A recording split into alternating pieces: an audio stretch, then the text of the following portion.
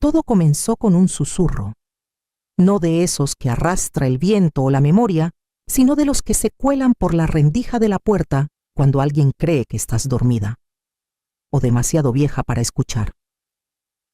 Esa tarde estaba en el despacho ordenando recibos que nadie me había pedido guardar. El aroma del café con canela flotaba en el pasillo como siempre los martes cuando Sofía venía después de su clase de yoga. Su voz llegaba desde la sala baja y cautelosa. Eso ya era raro. Sofía nunca susurraba, no a menos que hablara de alguien. Está empeorando, decía. Repite las mismas historias olvidacitas. Creo que ni siquiera recuerda si ya tomó sus pastillas hoy. Me detuve. Mi mano quedó suspendida sobre el cajón abierto. Y entonces llegó el nombre Dr. Vargas, creo que es hora. Se me hizo un nudo en el estómago. No hablaba de una consulta o un especialista. Hablaba de internarme, de meterme en una institución, como si yo ya no estuviera aquí. Ya no tiene fuerzas para pelear, continuó Sofía. Y con esa directiva médica que firmó el año pasado tengo todo el poder para decidir. Solo necesitamos un lugar discreto. Quizás Vista Serena. Vista Serena. Me senté despacio como si mis huesos por fin me alcanzaran. La traición creció en mi pecho no con furia ni calor, sino fría calculada como un cuchillo viejo, colocado en silencio sobre la mesa. Escuché a Sofía reír ligera e inocente. Le diré que es solo un retiro, una estancia corta. Cerré el cajón y me puse de pie. Las piernas me temblaban no por la edad, sino por la rabia. Quise gritar, entrar a la sala y echarla, pero no lo hice. Fui a la cocina, serví lo que quedaba del café en mi taza y le puse crema. 2 cucharadas de azúcar. Tomé un sorbo estabilizando mi mano.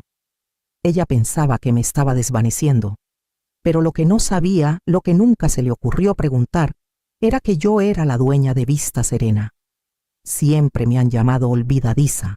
Al principio eran correcciones suaves, llaves perdidas, una historia repetida, la estufa encendida a fuego bajo. La edad decían con una sonrisa, inofensivo, esperado. Luego vinieron los suspiros discretos, las miradas de reojo, las ofertas de ayudar con el correo, los impuestos o la lista del súper.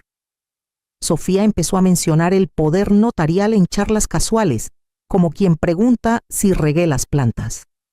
Pero la verdad es que lo recuerdo todo. Recuerdo el primer departamento que compré en efectivo en 1974, un 2 recámaras destartalado en la calle Morelos. Recuerdo firmar la escritura a mi nombre de soltera, porque en esos tiempos las mujeres no debían saber qué era un fideicomiso, mucho menos negociar términos. Recuerdo esconder el contrato en el forro de mi abrigo al volver a casa por si acaso. Durante las siguientes 4 décadas, mientras mi esposo manejaba las cuentas de la casa y Sofía creía que recortaba cupones por diversión, construí un pequeño imperio. 14 propiedades, sin hipotecas, 2 fideicomisos. Uno de ellos es dueño de Vista Serena. Sí, el mismo centro de bienestar al que mi hija planea enviarme. Lo compré a través de una empresa holding hace 15 años, cuando a esos lugares los llamaban residencias de cuidado extendido y disfrazaban el abandono con cortinas de lino y velas aromáticas. Sofía no tiene idea, porque nunca le he mostrado esa parte de mí. No por vergüenza, sino porque sé cómo tratan a las mujeres que no piden permiso para ser poderosas, sobre todo si son madres, sobre todo si son mayores. Así que dejé que me subestimaran. Usé los suéteres que me regalaban en Navidad. Reí cuando olvidaba nombres de celebridades irrelevantes. Pagué la cuenta en el brunch y dejé que fingieran que me hacían un favor al elegir el lugar. Pero tras las cortinas nunca dejé de llevar mis cuentas. Nunca dejé de aprender. Nunca dejé de poseer lo que creían que había entregado. Y ahora que Sofía ha decidido borrarme, me doy cuenta de que nunca me ha visto de verdad. Lo que significa que no verá lo que viene después. No la confronté, ni ese día ni el siguiente. ¿Para qué el enojo solo confirmaría la historia que estaba tejiendo agitación, paranoia, los primeros signos de deterioro cognitivo? No, Sofía no necesitaba una pelea, necesitaba una actuación, y se la di. Empecé con pequeños ensayos, en la cocina sosteniendo la tetera fingiendo no saber si había hervido el agua, perdiendo una bufanda que había usado esa mañana, preguntando 2 veces qué día era, aunque lo sabía perfectamente. Sofía lo notó. Sus ojos se iluminaron solo un poco, como cuando era niña y miraba los exámenes de ortografía sabiendo las respuestas antes de que la maestra terminara de hablar. Empezó a dejar cosas a la vista, papeles con el membrete de la clínica del doctor Vargas, notas con frases como deterioro cognitivo leve y formulario de consentimiento médico. Fotografié todo. Guardé el celular en el bolsillo de mi bata, activé la grabadora antes de cada charla. Cuando me ofreció rellenar mi pastillero, sonreí y la dejé. Luego conté cada tableta después de que se fue. Dejé de terminar mis crucigramas. Los dejaba a medio hacer con pistas mal escritas. Ella empezó a usar frases como «todavía estás lúcida para tu edad», como si me estuviera preparando para la idea, como si suavizar las palabras hicieran la traición menos quirúrgica. Lo que no veía era el cuaderno que guardaba en mi mesita de noche junto al frasco de pastillas para dormir que nunca toqué. Nombres, fechas, fragmentos de conversaciones.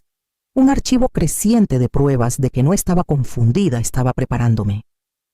Descargué una app de notas de voz y practiqué sonar insegura. Me grabé tropezando con mi propia fecha de nacimiento, luego lo borré.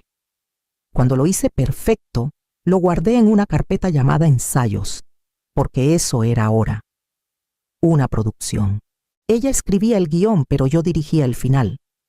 Y si quería que me desmoronara, me aseguraría de que escuchara cada grieta lo suficientemente fuerte para que lo creyera, lo suficientemente suave para que nunca viera las costuras. Lo llamaron una transición suave. Una estancia de fin de semana. Solo para que descanses, dijo Sofía, apartándome el cabello como si ya me estuviera desvaneciendo. Asentí, miré mis manos y acepté. La camioneta llegó a las 10 de la mañana. 2 hombres con polos beige sin insignias me ayudaron a subir al asiento trasero como si fuera un mueble. Sofía firmó papeles sin mirarme. Cuando intenté hablar, sonrió con dulzura y dijo: «Hablaremos cuando estés más instalada». No hablamos. Vista Serena no había cambiado mucho por fuera. Los mismos arbustos perfectamente podados, la pequeña fuente en el círculo frontal, el revestimiento beige, pintado para parecer más cálido de lo que se sentía. Pero por dentro el lugar respiraba diferente. Antes caminaba por estos pasillos con orgullo. Recordaba cuánto tiempo pasé diseñando el plano para que la luz del sol llegara incluso a los residentes que no salían de sus cuartos. Ahora olía a lejía con aroma a lavanda y a resignación. Me instalaron en la habitación 204. Tonos neutros. Cama individual. Un armario atornillado a la pared. Una mujer llamada Marta me dio un kit de bienvenida, un planificador, que no me dejarían conservar pantuflas 2 tallas grandes y un horario de actividades que incluía manualidades para la memoria. En el almuerzo me sirvieron una bandeja con pollo grisáceo y verduras que chirriaban al cortarlas.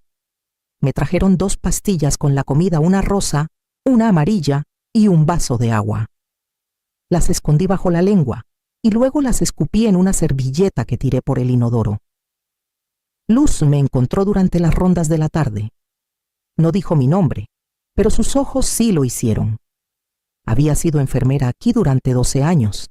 Una vez la manté protegida, tras cuestionar el plan de un nuevo administrador de medicar a los residentes sin consentimiento claro.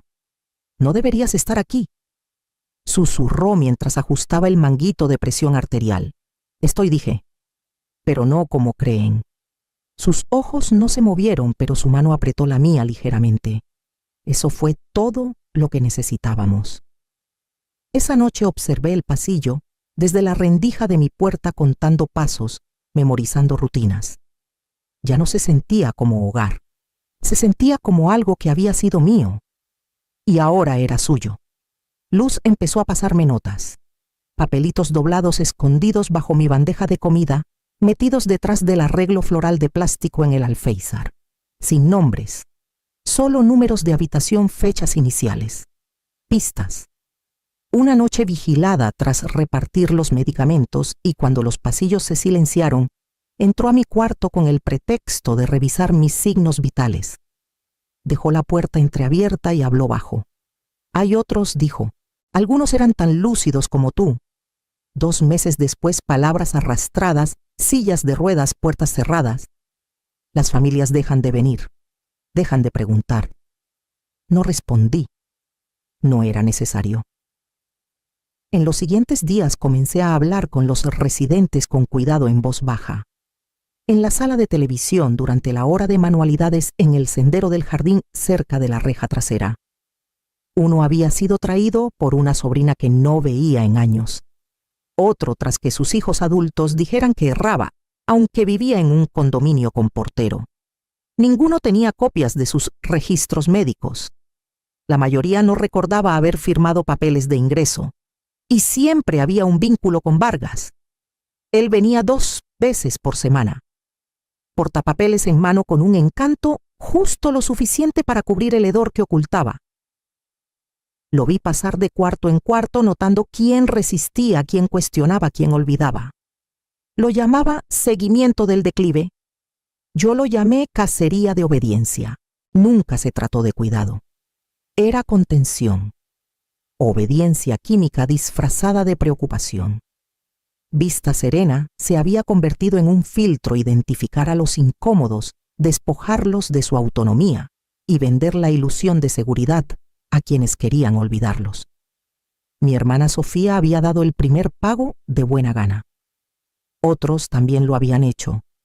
Había construido este lugar para que fuera un refugio. Se había convertido en una cárcel. Esto ya no era solo mi traición, era la de todos. Y Vargas no era un error, era el método. Así que comencé a documentar en serio. Notas dentro de envoltorios de toallas sanitarias. Memorias de voz grabadas bajo el zumbido del ventilador del baño. Fotos de pastillas sin marcar, listas de medicamentos vacías, cajones cerrados con llave. Lo que Sofía había comenzado a hacerme, él ya se lo había hecho a decenas.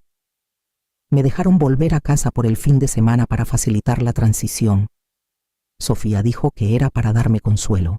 Sabía que era para confirmar cuánto creía que me había perdido. Interpreté el papel al detalle. Pregunté dónde estaba el cereal aunque estaba en su lugar de siempre. Entré al cuarto de lavado y me quedé parada con la mirada vacía hasta que Sofía me encontró y preguntó si buscaba algo. Le dije que no recordaba qué había comido esa mañana. Dejé la tetera encendida pero desenchufada. Ella fue amable. Demasiado amable. Como quien calma a un animal antes de la inyección.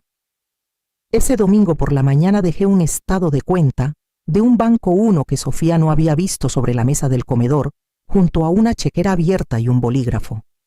5 minutos después, lo encontró. ¿Qué es esto?, preguntó demasiado casual. No sé, dije mirándolo como si fuera un idioma extraño. Tu padre se encargaba de todo eso. Tal vez deberías tú. Vi cómo sus ojos recorrían las cifras. Luego vino la oferta dulce como miel. Si te abruma puedo ayudarte. Podríamos abrir una cuenta conjunta, o tal vez yo manejarlo con un poder notarial. Solo hasta que te sientas más segura. Incliné la cabeza. ¿Te ayudaría eso a ti? Te ayudaría a ti, amiga. Asentí despacio. Hablemos después. Estoy cansada. Ella sonrió y dijo que tenía sentido. Luego recogió los papeles y los doblables cuidadosamente en su bolso, como si ya fueran suyos. Mantuve la voz firme. Le agradecí su ayuda y me aseguré de que mi celular estuviera grabando escondido bajo el mantel individual. Ocurrió en la sala justo después de la cena. Me senté en el sofá y miré la foto familiar sobre la chimenea a la que Sofía había enmarcado la Navidad pasada toda en tonos apagados y sonrisas forzadas. Esperé hasta que se sentó a mi lado con una copa de vino en la mano antes de empezar. Disculpa, dije suave e insegura. ¿Puedo preguntarte quién eres, Ela? Parpadeó con la boca ligeramente abierta. Es que creo que te conozco, pero no logró ubicarte. Eres del templo, puso la copa en la mesa. Mija, soy yo, Sofía. Sofía, repetí como saboreando algo desconocido. Qué nombre tan bonito. Disimuló bien su sorpresa. Tomó mi mano. Estás cansada nada más. Me aparté con suavidad, entrecerrando los ojos hacia su rostro. Debería llamar a mi hermana. Ella sabría qué hacer. Por un segundo lo vi miedo genuino. No por mí, sino por lo que esto significaría. Por lo que justificaría. Salió de la sala en silencio. La escuché minutos después hablando por teléfono con voz baja pero urgente. No intentó calmarme después de eso. No se sentó conmigo. Me había convertido en el problema, no en la persona. Cuando se fue a dormir, trabajé en la oscuridad. Abrí la caja fuerte y revisé el sobre una última vez. Adentro copias de escrituras de propiedades, los audios completos, el resumen bancario que Sofía no había encontrado. Mi declaración estaba escrita y firmada. Una copia fue enviada a Esteban, cifrada y con marca de tiempo. Otra estaba programada para enviarse por correo a Luz a las 10 de la mañana en punto, por si algo salía mal. En el sobre también puse una carta, solo para Sofía. No era de enojo, ni siquiera era larga. Un párrafo escrito de mi puño y letra. Te perdono, pero no confío en ti. Esa es la diferencia. Sellé el sobre, lo puse en la esquina trasera y giré la perilla con dedos firmes. Luego me senté en la mesa de la cocina y esperé al amanecer. Llegaron justo antes de las 10. Sofía llevaba un cardigan azul claro y zapatos bajos como si se hubiera vestido para ir al templo. El doctor Vargas la seguía de cerca con su portapapeles en mano, los ojos ya buscando responsabilidades. La camioneta se estacionó en silencio afuera, sin marcas eficiente conocida. Me senté en el sillón junto a la ventana con una manta sobre las piernas y parpadeé lentamente cuando entraron. Sofía se agachó a mi lado y tocó mi muñeca. «Buenos días, amiga», dijo con suavidad. «Vamos a hacer una pequeña visita, ¿te acuerdas?» Asentí lenta e insegura, dejando que mi cabeza temblara ligeramente. Ella miró a Vargas y sonrió como si hubiera hecho algo valiente. Me ofrecieron agua. Tomé un sorbo y dejé que el resto se escurriera por mi barbilla, limpiándolo con la manga de mi bata. Sofía susurró algo a Vargas que fingí no escuchar. Me dejaron guiarme hasta la camioneta. Vargas me sostuvo del codo como si pudiera desvanecerme. Sofía subió tras de mí y abrochó mi cinturón murmurando palabras de consuelo todo el tiempo. En vista serena, la recepcionista saludó a Sofía por su nombre. Firmó los papeles mientras yo miraba fijamente una planta de helecho en la esquina. Vi cómo sacó un sobre de su bolso y lo deslizó por el mostrador efectivo cuidadosamente doblado.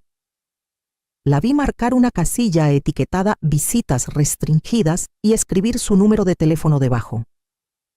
«Necesita tranquilidad», dijo Sofía, «sin estímulos innecesarios, sin llamadas externas». Vargas asintió poniendo una mano en su hombro como un sacerdote, entregando a alguien al más allá. Ambos se giraron hacia mí entonces. Sofía besó mi frente. Vargas dio una palmada en mi mano. «Estarás segura aquí», susurró ella. Parpadeé 1 o 2 veces y sonreí. No porque le creyera, sino porque sabía que ellos sí lo hacían. Lo llamaron una evaluación. Vargas estaba sentado en la pequeña mesa redonda de la sala de consultas, con notas ya garabateadas antes de que yo entrara. Sofía estaba cerca de la puerta con los brazos cruzados, la expresión cuidadosamente neutral. Entré despacio apretando una carpeta contra mi pecho, como si pudiera escaparse si la soltaba. Me pidió que me sentara. Lo hice. «Señora Mendoza», comenzó, «estamos aquí para hablar de su plan de cuidado». Su hermana ha expresado preocupación por algunos incidentes recientes. Levanté una mano. Antes de empezar dije en voz baja, hay algo que necesito aclarar. Vargas pareció levemente divertido. Sofía arqueó una ceja. Abrí la carpeta y puse 3 documentos sobre la mesa, una escritura con mi firma, una licencia comercial y una lista de nombramientos del consejo. Mi nombre es Elena Mendoza. Soy la propietaria mayoritaria de Vista Serena. Lo he sido durante 15 años. El silencio fue absoluto. Sofía intentó hablar, pero su boca se movió antes de que saliera sonido. Vargas miró los documentos y luego a mí. Metí la mano en mi bolsillo y puse una pequeña grabadora sobre la mesa. ¿Escuchamos? Presioné play. La voz de Sofía llenó la sala nítida, decidida, inconfundible. No va a pelear. Ya no está lúcida. Solo necesito los papeles en orden. Clic. Si medicamos temprano no resistirá. Ya lo he visto antes. Clic. Ni siquiera sabe cuánto vale. Apagué la grabadora. La puerta se abrió. Luz entró primero, seguida por Esteban y el señor Ortiz, el director del centro. Ninguno parecía confundido. Ahora dije, cruzando las manos con calma en mi regazo, podemos comenzar. Tomó menos de 3 semanas para que las consecuencias terminaran lo que yo había comenzado. Vargas fue expulsado del colegio médico mientras se tramitaba su inhabilitación formal. Otros 2 médicos renunciaron discretamente. Esteban envió nuestro informe compilado a la Comisión Estatal de Cuidado de Adultos Mayores. Se abrieron investigaciones. Las políticas se reescribieron solas. Sofía no peleó la desherencia. No después de escuchar su propia voz reproducida en un tribunal. El juez llamó su conducta un acto calculado de coerción. No la miré cuando se firmaron los papeles. No pude. La casa sigue a mi nombre. Todo lo demás también. Pero decidí no volver. Vista Serena sigue siendo mi dirección. No porque pertenezca aquí, sino porque no puedo fingir que no sé lo que pasa en lugares como este. Ya no. Luz y yo caminamos por los pasillos cada mañana. Las auditorías de medicamentos son estrictas ahora. Los formularios de consentimiento familiar se revisan línea por línea. Asisto a las revisiones de cuidado no como paciente, sino como propietaria defensora sombra. Mi habitación sigue siendo pequeña, todavía neutral, pero la puerta no se cierra desde afuera. Tengo mis propias llaves. El personal me llama señora Mendoza ahora. No Elena. No hermana. Sofía no ha llamado.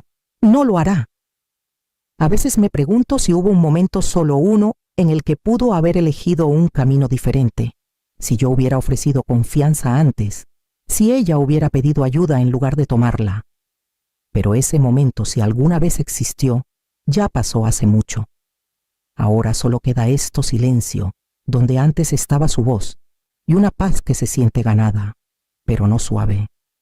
Tomo mi café en el jardín detrás del ala oeste, donde el sol toca los bancos a las 8 de la mañana. La silla a mi lado permanece vacía, por mi decisión, no la suya. Cada mañana me siento en la misma mesa junto a la ventana del este. El personal me deja en paz. Saben que esta es mi hora. Ahora traigo mi propio café tostado oscuro, 2 azúcares sin crema. Justo como me gusta. Lo bebo despacio escuchando el murmullo del pasillo detrás del vidrio. La silla frente a mí sigue vacía. Antes imaginaba a Sofía allí, solo por un instante. Con el cabello recogido, las manos alrededor de una taza de papel, los ojos cansados pero no fríos. La imaginaba preguntando, ¿realmente fue tan malo? Y yo respondiendo, peor de lo que sabías. Algunos días tomo el teléfono del escritorio comunitario. Marco su número a medias, luego me detengo. No cuelgo por enojo. Cuelgo porque recuerdo. Recuerdo el cálculo silencioso en su voz, la forma en que doblaba formularios legales con facilidad practicada.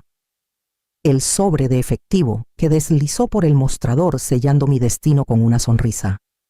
No me arrepiento de lo que hice. El sistema necesitaba romperse. Vargas necesitaba caer. Otras madres, padres, esposos. Ahora están más seguros, pero la justicia es una compañía fría. Extraño ser hermana. Extraño la versión de ella que corría descalza por el patio, dejando burbujas de jabón como luciérnagas. Extraño a la niña que me hacía tarjetas del Día de la Madre con papel de colores y pegamento. Sé que esa niña ya no existe. Tal vez nunca existió. Así que me siento aquí día tras día, bebiendo de una taza que elegí en un lugar que poseo viendo cómo el sol se extiende por el suelo. Protegí mi nombre, pero perdí la única palabra por la que una vez viví. Ella dejó de decirla mucho antes de que yo dejara de necesitarla.